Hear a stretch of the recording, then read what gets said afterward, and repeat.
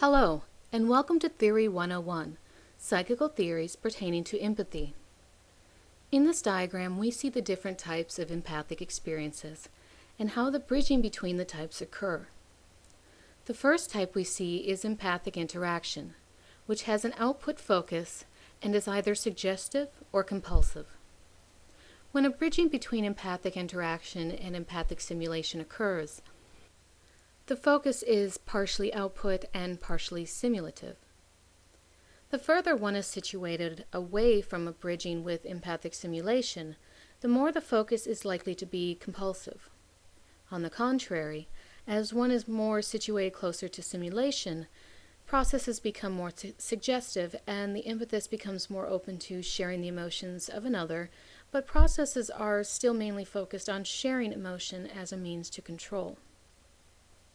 The second type we see is empathic simulation, which has a simulative focus and is entirely focused on sharing emotions. This type includes either sharing the empathist's emotions with others or sharing the emotions of others with the empathist. When a bridging between empathic simulation and empathic cognition occurs, the focus is partially simulative and partially input.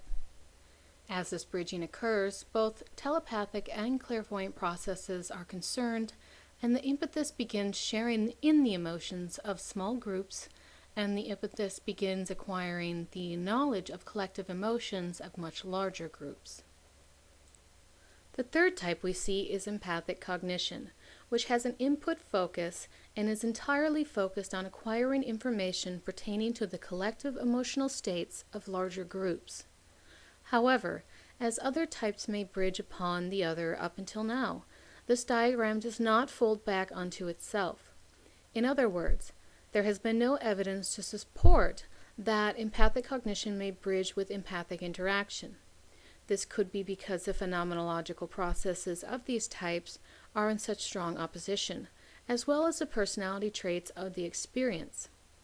However, an experience of this type of bridging could experience an input or output focus in different situations, but the effect size of the phenomena would be drastically reduced due to the opposition.